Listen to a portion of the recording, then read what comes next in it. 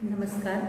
આજે આપણે ધોરણ 10માં કાવ્ય 11 શિકારીને કાવ્ય જે છે એની સમજૂતી મેળવવાની છે. તો સર્વપ્રથમ આપણે કાવ્યની સમજૂતી મેળવતા પહેલાં એમાં આવતા શબ્દો જે છે એની માહિતી મેળવીએ. તો સર્વપ્રથમ આપણે જોઈએ તો કાવ્ય છે શિકારીને, એમના કવિ છે કલાપી સુરસિંહજી તખ્તસિંહજી ગોહિલ, જેનું પૂરું નામ છે એમનું નામ છે કવિ કલાપી.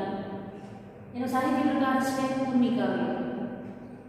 એમાં આવતા સમાનાર્થી શબ્દ તો સર્વપ્રથમ જોઈએ તો રૂડું એટલે સારું અથવા સુંદર, વિશ્વ એટલે દુનિયા અથવા જગત, પંખી એટલે ખગ પક્ષી અથવા વિહંગ, ફૂલ કુસુમ પુષ્પ અથવા સુમન, દ્રષ્ટિ એટલે કે નજર અથવા મીઠ, વ્યર્થ એટલે ફોગટ અથવા નકામ, પ્રભુ એટલે ઈશ્વર પરમાત્મા, સુંદરતા એટલે રમણીયતા અથવા કમનીયતા, આર્દ્રતા એટલે મૃદુતા અથવા કોમળતા. હવે જોઈએ વિરુદ્ધાર્થી શબ્દ. તો એમાં સહાર વિરુદ્ધાર્થી સર્જન, સ્થૂળ સૂક્ષ્મ, કોમળ વિરુદ્ધાર્થી શબ્દ કઠોર, આર્દ્ર નું વિરુદ્ધાર્થી શુષ્ક અને પોષણું વિરુદ્ધાર્થી સહાર. તો આ હતા આપણા કાવ્યમાં આવતા મુખ્ય શબ્દાર્થ. તો સર્વપ્રથમ આપણે શિકારીની કાવ્ય જે છે એમાં સામાન્ય રીતે શિકારીને શીર્ષક પરથી જ ખબર આપણને પડી જાય કે શિકારી જે છે એમાં શિકાર કરવો. સમગ્ર કાવ્યમાં કેવા શિકાર વિશે વાત કરેલી છે તો કે આપણે એક માનવ તરીકે આપણી અંદર રહેલી ઉદારતાને ધીમે ધીમે ભૂલી રહ્યા છીએ. કે સમગ્ર કાવ્ય જે છે આપણે જોતા પહેલાંના પ્રાચીન સમયમાં, હવે તો શિકાર કરવાનું પ્રમાણ દિવસે દિવસે કદાચ ઘટતું જતું હશે, પણ પહેલાંના સમયમાં રાજા મહારાજાઓ હતા, એનો મુખ્ય શોખ શિકાર કરવો હતો. તો કવિ કલાપી જે છે એ પણ આપણે જોઈએ કે લાઠીના રાજવી કવિ હતા. એનો પોતાનું કદાચ શોખ શિકારીને હશે, પણ પોતે કાવ્ય જ્યારે લખે છે ત્યારે પોતે શિકારની વિરુદ્ધમાં ઘણું બધું કહે છે.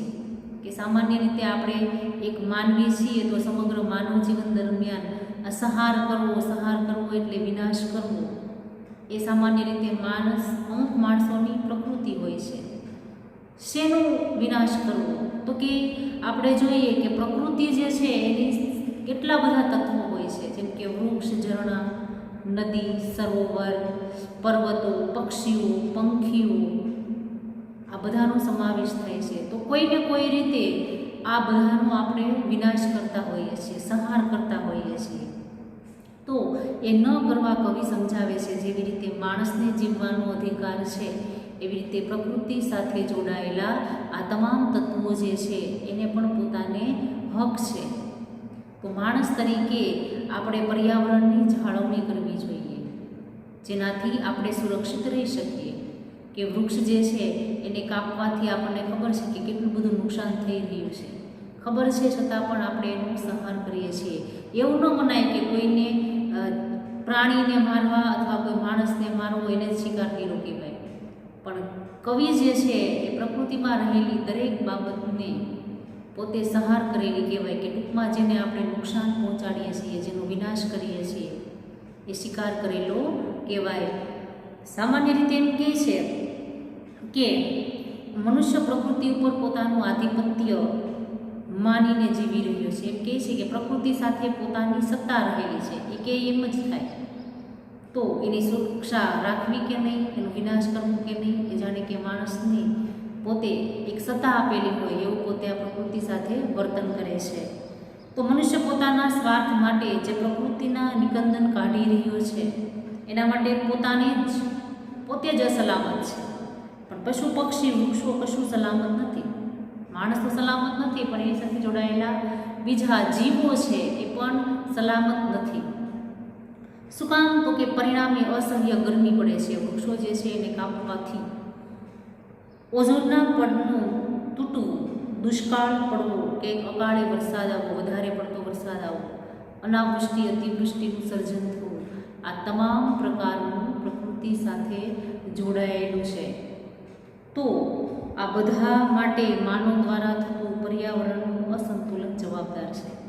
કોઈ બીજી વસ્તુ જવાબદાર નથી, પણ માણસની સાથે રહેલું આ પર્યાવરણ જે છે એમાં કંઈક અડચણ આવે તો સમગ્ર વાતાવરણ જે છે એ પલટો ખાઈ જાય છે. તો માણસ તરીકે આપણે આપણી સાથે રહેલા તમામ પ્રકારના તત્વો જે છે એનું હંમેશા રક્ષણ કરવું જોઈએ. તો સમગ્ર કાવ્ય દ્વારા કવિ સમજાવે છે કે આ વિશ્વ જે છે એક સંતોનું આશ્રમ છે. જેવી રીતના સંત હોય એ હંમેશા સ્મિત કરતા હોય છે, એના માટે સુખ દુઃખ પોતાનું પારખું કંઈ ન હોય, એને માટે બધું સમાન હોય, એવી રીતે માણસે પણ સમાન રીતે આ વિશ્વ જે છે એ પોતાનું જ છે એ માની અને હંમેશા જીવન જીવવું જોઈએ.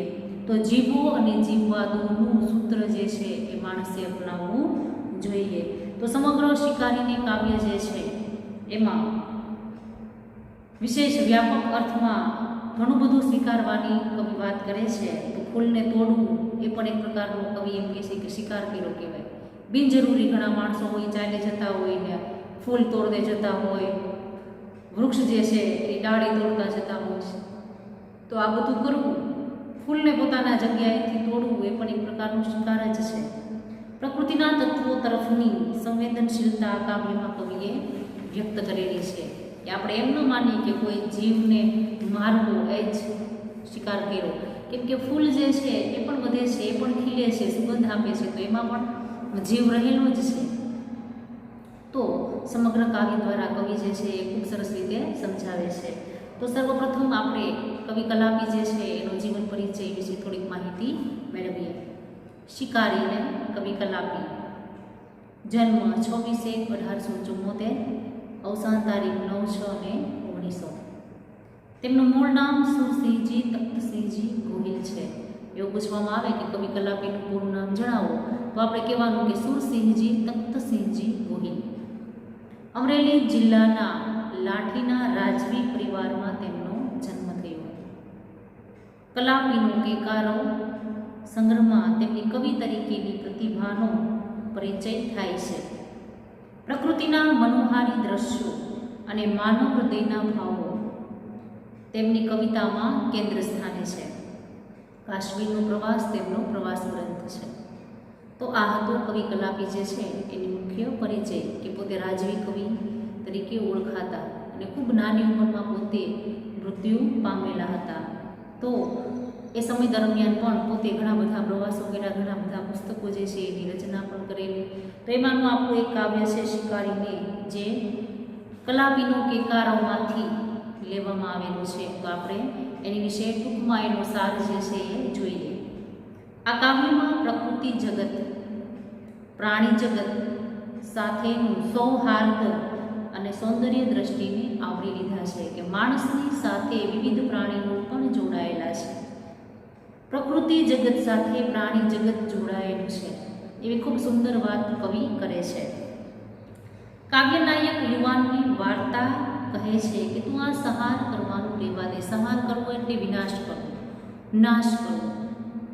આ આખું વિશ્વ સંતનું આશ્રમ છે. વેદોની વસુધૈવ કુટુંબકમની ભાવના અહીં ભણાયેલી છે, કે આપણી આસપાસ રહેલા પ્રકૃતિના તમામ તત્વો, પશુ પક્ષી, ફૂલો, ઝરણાઓ બધા સાથે આપણે એક કુટુંબ જેવી રીતે આપણે કુટુંબમાં એકબીજાને નુકસાન નથી પહોંચાડતા, પરિવાર સાથે રહીએ છીએ, એવી રીતે આ પ્રકૃતિના તમામ તત્વો સાથે પણ રહેવું જોઈએ.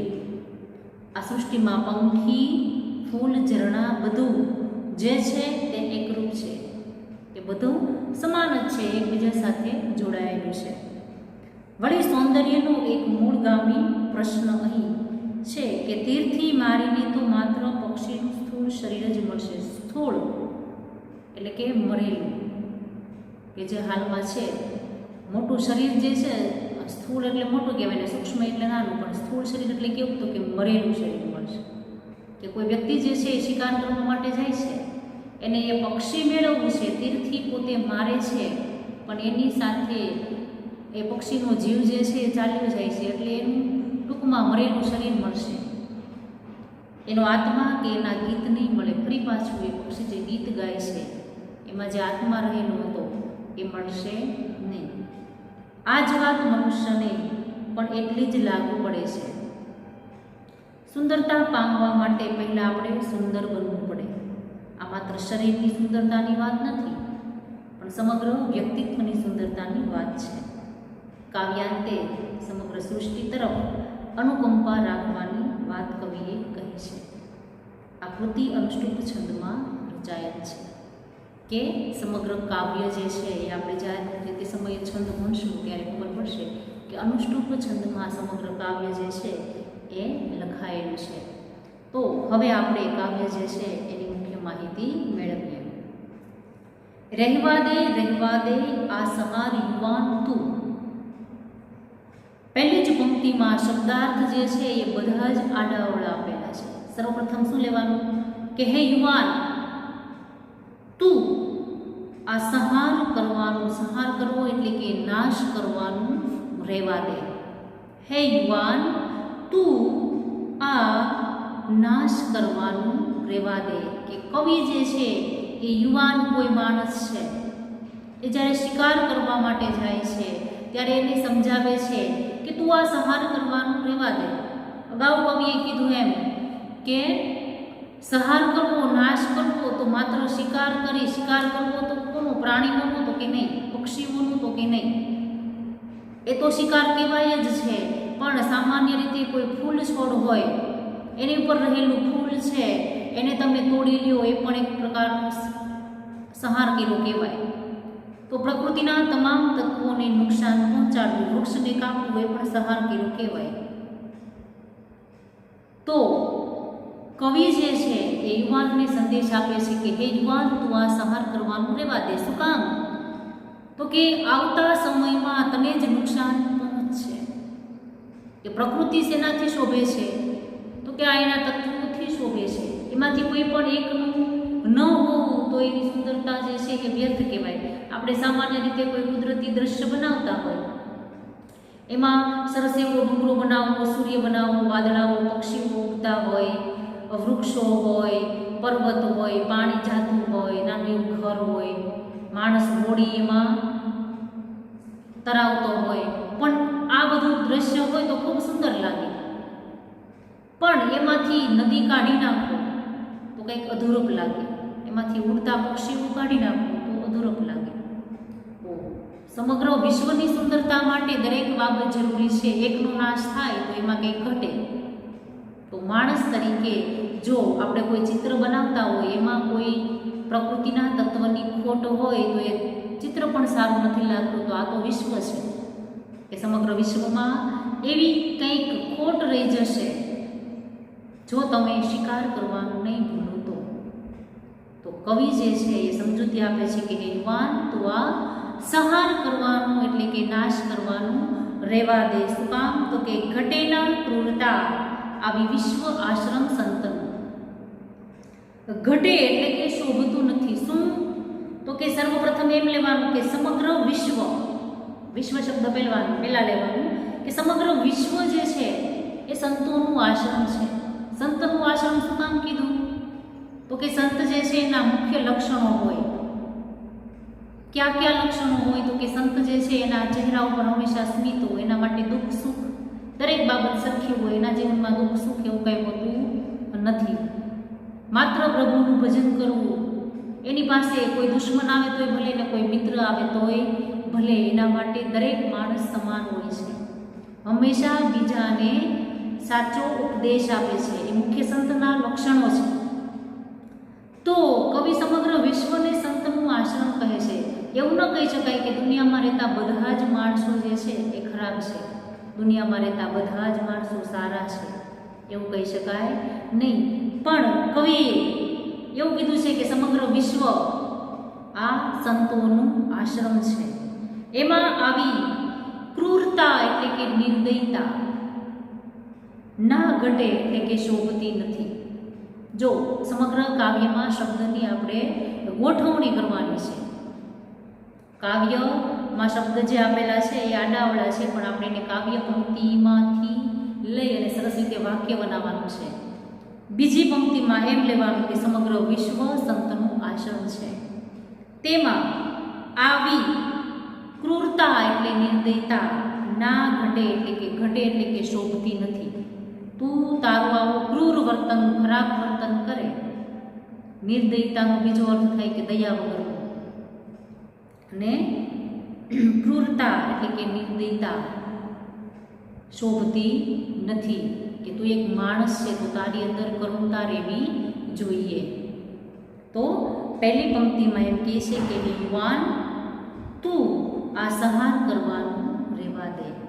શું કામ? તો કે સમગ્ર વિશ્વ સંતોનું આશ્રમ છે, તેમાં આવી ક્રૂરતા શોભતી નથી. પંખીડા ફૂલડા રૂડા લતા આ ઝરણા તરુ. પ્રકૃતિમાં શું શું રહેલું છે, કોને સમગ્ર વાતાવરણમાં જોડાયેલા છે, સમગ્ર વાતાવરણ સાથે જોડાયેલા છે. તો કે પંખીડા એટલે પંખીઓ, ફૂલડા એટલે કે ફૂલો, રૂડા એટલે કે સારું, લતા એટલે કે વેલ, અને ઝરણું એટલે કે સરોવર, અને તરુ એટલે વૃક્ષ. આ બધા જ જોડાયેલા છે. કેવી રીતે? તો કે રૂડા એટલે કે સારી રીતે. તેમાં પંખી, ફૂલ, લતા, ઝરણા અને વૃક્ષ આ બધા જ એકબીજા સાથે સરસ રીતે જોડાયેલા છે અને ખૂબ સારા છે. દરેકને પોતાને અહીંયા રહેવાનો હક છે. ઘટીના ક્રૂર દ્રષ્ટિ ત્યાં વિશ્વ સૌંદર્ય કોમળ. તો સર્વપ્રથમ આ કાવ્ય પંક્તિમાં એમ લેવાનું કે આ વિશ્વ સૌંદર્ય ખૂબ કોમળું એટલે કે કોમળ છે. કેમ કે પ્રકૃતિના આ તત્વો ક્યારેય કોઈ દિવસ કોઈને નુકસાન પહોંચાડતા નથી, પણ માણસથી કંઈક એવું ખરાબ થઈ ગયું હોય કે જેનાથી પ્રકૃતિના તત્વો જે છે એ નુકસાન પહોંચાડી શકે. તો એમ કહે છે કે આ વિશ્વ જે છે એ ખૂબ, આ વિશ્વનું જે સૌંદર્ય છે એ ખૂબ કોમળ છે. તો અહીં આવી તારી ક્રૂર દ્રષ્ટિ શોભતી નથી. ઘટે ના એટલે કે શોભતી નથી. આ વિશ્વ સુંદર, આ વિશ્વ જે છે એ ખૂબ, એનું સૌંદર્ય ખૂબ કોમળ છે, જોવી તો ગમે એવું છે, ક્યારેય કોઈને નુકસાન પહોંચાડતું નથી. ત્યાં તારી આવી ક્રૂર દ્રષ્ટિ એટલે કે નિર્દયતા ભરેલી દ્રષ્ટિ એટલે કે નજર જે છે એ શોભતી નથી. એટલે તારે દરેક સાથે ખૂબ પ્રેમપૂર્વક વર્તવું જોઈએ. તીર્થી પામવા પક્ષી વ્યર્થ આ ક્રૂરતા મથે. હવે માણસ જે છે એ પોતાની પાસે રહેલું ધનુષ્ય જે છે એનાથી જ્યારે શિકાર કરવા માટે નીકળે છે, પોતાની પાસે રહેલું કોઈ પણ સાધન હોય એનાથી પોતે શિકાર કરે છે, તો અહીં તીર શબ્દ આપેલો છે કે તીરથી પામવા પક્ષી. માણસ એમ ઈચ્છતો હોય કે મારી પાસે રહેલું તીર જે છે એને હું મારી અને પક્ષી મેળવી લઈશ, તો આ વાત જે છે એ તદ્દન ખોટી છે. શું કામ? તો કે ક્રૂરતા એટલે કે નિર્દયતા મથે એટલે પ્રયત્ન કરે છે. તીરથી પક્ષીને મેળવવા માટે માનવી ખોટા પ્રયત્ન કરે છે. કે એ માનતો હોય કે હું તીરથી પક્ષીને મારી અને પક્ષી મેળવી લઉં, તો એનો પ્રયત્ન સાવ ખોટો છે. એ પ્રયત્ન કેવો છે? તો કે નિર્દયતા ભરેલો, ક્રૂરતા ભરેલો. ક્યારેય પણ પક્ષી મળતું નથી. તીરથી પક્ષી તો નાના કિંતુ સ્થૂળ મળી શકે.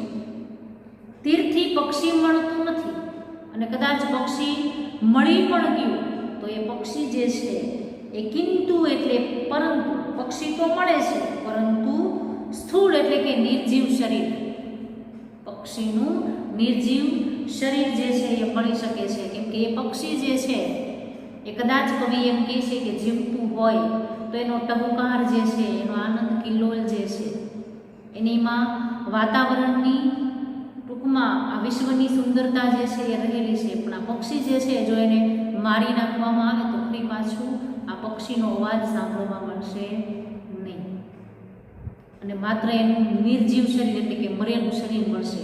તીરથી તમે પક્ષીને મારો, પક્ષી તો મળશે જ, પણ એનું મરેલું શરીર મળશે.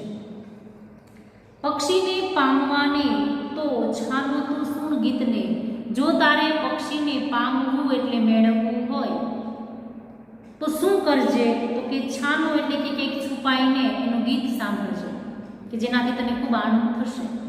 જો તારે પક્ષીને જ મેળવવું હોય તો શિકાર કરી અને મારી અને મેળવવું તો એ મેળવવું કહેવાય નહીં, એ તો નિર્જીવ શરીર છે. પણ જો તારે પક્ષીને મેળવવું હોય તો કંઈક છુપાઈ જા અને એના સુંદર એવા ગીતો જે છે એને તું સાંભળ. સુણ એટલે કે સાંભળ. પક્ષી તેના પ્રભુ સાથે હૈયામાં મળશે તને. શું કહે છે કે તને પક્ષી જે છે એ પ્રભુ એટલે કે ઈશ્વર સાથે તને હૈયામાં મળશે. એટલે કે તને એટલો આનંદ થશે જેટલો તને ઈશ્વર મેળાનો આનંદ છે એટલો આ પક્ષીના ગીત સાંભળવાથી આનંદ મળશે. કેમ કે તમામ જીવ જે છે એ ઈશ્વર સાથે જોડાયેલા છે, ઈશ્વરના સંતાન છે, ખુદ ઈશ્વર જ છે. તો પ્રભુ સાથે તું જેટલો પ્રેમ રાખે છે, હેત રાખે છે, એટલો જ જો તું આ પક્ષી સાથે રાખીશ તને ઈશ્વર મેળા એટલો આનંદ પ્રાપ્ત થશે. સૌંદર્ય વેડફી દેતા નાના સુંદરતા મળે. સૌંદર્ય પામતા પહેલા સૌંદર્ય બનવું પડે. કે આ પંક્તિ જે છે એ અવારનવાર પરીક્ષામાં તમને અર્થ વિસ્તારમાં પણ પૂછાય છે અને 2 માર્ક્સમાં પણ કાવ્યની પંક્તિ સમજાવો એવું પૂછાય છે. તો સૌંદર્ય વેડફી દેતા, વેડફી દેવું એટલે નાશ કરી દેવું. સુંદરતાને નાશ કરવાથી ક્યારે પણ સુંદરતા પ્રાપ્ત થતી નથી. શરીરની સુંદરતાની વાત કરેલી નથી, મનુષ્યની અંદર રહેલા ગુણોની વાત કરેલી છે કે મનુષ્ય જે છે એ દિલથી હૃદયથી શુદ્ધ હોવો જોઈએ, દયાવાન હોવો જોઈએ, બીજા સાથે જોડાય અને સારી બાબત જે છે એ પોતે પોતાના મનની અંદર રાખતો હોવો જોઈએ. તો સુંદરતાનો નાશ કરવાથી, કેવી સુંદરતાની નાશ કરવાની વાત કરે છે? તો અગાઉ મેં કીધું એમ કે પ્રકૃતિના તત્વો, નદી હોય એને નુકસાન પહોંચાડવું, ઝરણા, પક્ષીઓનો નાશ કરવો, વૃક્ષ, વેલા, લતાઓ, પક્ષીઓ, પ્રાણીઓને જો વિનાશ કરવાથી તો એ બધા પ્રકૃતિની સુંદરતા છે. તો એની નાશ કરવાથી ક્યારેય આપણે માનતા હોય કે આ બધાનો નાશ કરી દે કે કોઈ પણ એકનો આમાંથી નાશ થાય તો આપણને ખૂબ સુંદરતા મળશે, તો એ વાત તદ્દન ખોટી છે. એટલે કે સુંદરતાનો નાશ કરવાથી ક્યારેય સુંદરતા પ્રાપ્ત થતી નથી. પરંતુ સૌંદર્ય પામતા પહેલાં, સૌંદર્યને જો તમારે મેળવવું છે તો એ પહેલાં તમારે શું કરવું જોઈશે? તો કે સૌંદર્ય બનવું પડે. સૌંદર્ય બનવું એનો મતલબ એમ કે માણસની અંદર એવી દ્રષ્ટિ કેળવવી પડે, બીજાનું સારું જોવાની દ્રષ્ટિ હોવી જોઈએ. કે સમાજમાં 2 પ્રકારના માણસો હોય કે જેને હંમેશા બીજાનું ખરાબ જ દેખાય, સારું હોય છતાં ખરાબ દેખાય, અને બીજા એવા પણ માણસો છે કે જે હંમેશા ખરાબ હોય છતાં પણ એની સારી દ્રષ્ટિથી જુએ છે. તો કવિ એમ કહે છે કે માણસે જો સુંદરતાને મેળવવી હોય તો એને હંમેશા એવી સુંદર દ્રષ્ટિ કેળવવી જોઈએ. સૌંદર્યને ખેલવું એ તો પ્રભુનો ઉપયોગ છે. સૌંદર્યને ખેલવું એટલે માણવું. જો તમારે સુંદરતાને માણવું હોય, એનો આનંદ માણવો હોય, એ પ્રભુ સાથેનો ઉપયોગ છે. પ્રભુનો ઉપયોગ હોવું એટલે પ્રભુ સાથેનું જોડાણ છે. જેટલી તમે સુંદરતાનું રક્ષણ કરશો, એના પ્રત્યે જોડાયેલા રહેશો, એટલું તમે પ્રભુની નજીક રહેશો, પ્રભુ સાથે જોડાયેલા રહેશો. કેમ કે બધું જ જે છે એ ઈશ્વરે આપેલું છે. એટલે બધા જ ઈશ્વરના તત્વો છે. જે માણસને જીવવાનો અધિકાર છે એમ આ બધાને જ આ પૃથ્વી પર રહેવાનો અધિકાર છે. તો જેટલી સુંદરતા હશે એટલી ઈશ્વર સાથે જોડાયેલા વધારે રહેશો. પોષવું, પૂજવું એ એનો ઉપભોગ છે. પોષવું એટલે કે જતન કરવું, કે આ પ્રકૃતિના તત્વો છે એનું જતન કરવું. પૂજવું એટલે કે એનો આદર કરવો, એનો ઉપભોગ છે. એનો ઉપભોગ હોવું એટલે કે પ્રભુ સાથે આનંદ માણવા જેવું છે. ઉપભોગ કરવો એટલે કે ઉપભોગનો સામાન્ય અર્થ આસ્વાદ એવો થાય. તો આ બધું તમારે માણવું છે તો એનો ઉપભોગ છે પ્રભુનું આનંદ માણવા જેવું છે, પ્રભુ સાથે આ વસ્તુનું આનંદ માણવા જેવું છે. કે સમગ્ર કાવ્ય પંક્તિ એમ કહે છે કે જતન કરવું, આદર કરવો અને એનો ઉપભોગ કરવો એટલે કે આસ્વાદ માણવો એ પ્રભુ સાથેનો આનંદ માણવા જેવું છે. જેવી રીતના આપણને ઈશ્વર મળ્યા હોય ને આપણે ખૂબ આનંદમાં હોય, એમની સાથે રહી અને આપણને તમામ પ્રકારનું સુખ પ્રાપ્ત થયેલું હોય એવો આનંદ જે છે એ આ પ્રકૃતિના તત્વો જે છે એનું પોષણ કરવું અને એનો આદર કરવો જેટલું છે. એટલે કે આનું તમે રક્ષણ કરો એટલે ઈશ્વર આપોઆપ તમારાથી ખુશ રહેશે. રહેવા દે આ સહાર યુવાન તું. તો કવિ એમ કહે છે કે હે યુવાન તું આ સહાર કરવાનું રહેવા દે. બધે છે આર્દ્રતા, તેમાં કંઈક ભળવું ભલું. કે બધે જ એટલે કે બધી જ જગ્યાએ આર્દ્રતા એટલે કે મૃદુતા અથવા કોમળતા, એક પ્રકારની વિનાશ. બધી જ જગ્યાએ કોમળતા રહેલી છે. કે કોઈ બાબત જે છે એવી રીતના ક્રૂરતા એટલે કે નિર્દયતાપૂર્વક વર્તતી નથી, પણ એની હદ જે છે એ જ્યારે કોઈ ઘટી જાય ત્યારે આર્દ્રતા દરેક બાબતમાં રહેલી છે. તો છાંય એટલે છવાયેલી, બધી જ જગ્યાએ કોમળતા છવાયેલી છે. તેમાં કંઈક એટલે કે કંઈક ભલું એટલે કે સારું. તો તેમાં આપણે હંમેશા સાથ આપવાનો જ, કે જેનાથી આપણે આ પ્રકૃતિની સુંદરતા મેળવી શકીએ, આપણે આપણું પણ રક્ષણ કરી શકીએ. જો આ પ્રકૃતિના તમામ તત્વોનું જતન કરીશું તો આપણે આપણું પણ જતન જે છે એ આપોઆપ થઈ જશે. એટલે કે પર્યાવરણમાં રહેલા તમામ તત્વો જે છે એનું રક્ષણ કરવું જોઈએ, નહીં કે એનો સહાર કરવો. તો સમગ્ર કાવ્ય જે છે એની ખૂબ સરસ રીતે કવિ કલાપીએ માહિતી આપણને આપેલી છે. તો ફરી એકવાર હું તમને ભાષાંતર જે છે એ કરી બતાવું છું. ખાલી કવિ કહે છે કે હે યુવાન તું આ સહાર કરવાનું રહેવા દે. આ સમગ્ર વિશ્વ સંતોનું આશ્રમ છે, તેમાં તારી આવી નિર્દયતા શોભતી નથી. અહીં પંખીઓ, ફૂલો, વેલો, ઝરણાઓ, વૃક્ષો બધું જ સારું છે. આ વિશ્વ સૌંદર્ય ખૂબ કોમળ છે, તેમાં તારી આવી ક્રૂર દ્રષ્ટિ શોભતી નથી. જો તું તીરથી પક્ષીને મેળવવા માંગતો હોય તો તું નિર્દયતાથી આ ખોટા પ્રયત્ન કરે છે. કેમ કે તીરથી પક્ષી તો મળશે, પણ માત્ર એનું નિર્જીવ શરીર જે છે એ તને મળશે. જો તારે પક્ષીને મેળવવું હોય તો કંઈક છુપાય ને એના ગીતોને તું સાંભળ. પક્ષી પ્રભુ સાથે હૃદયમાં તને મળશે. સૌંદર્યનો નાશ કરવાથી ક્યારેય પણ સુંદરતા પ્રાપ્ત થતી નથી. જો સૌંદર્યને તારે મેળવવું હોય તો પહેલાં સૌંદર્ય દ્રષ્ટિ એટલે કે નજર કેળવવી પડે, મનથી સુંદર બનવું જોઈએ.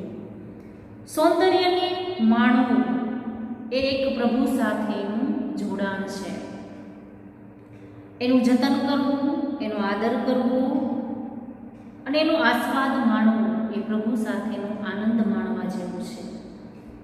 હે યુવાન તું આ સહાર કરવાનું રહેવા દે. કેમ કે બધે જ એટલે કે ચારે બાજુ કોમળતા વ્યાપેલી છે, છવાયેલી છે.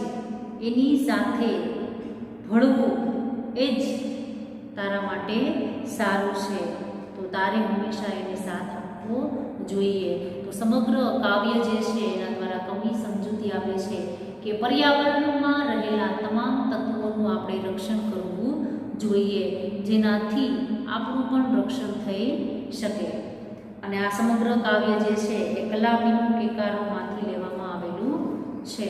તો અહીંયા આપણું આ કાવ્ય જે છે એ પૂરું થાય છે.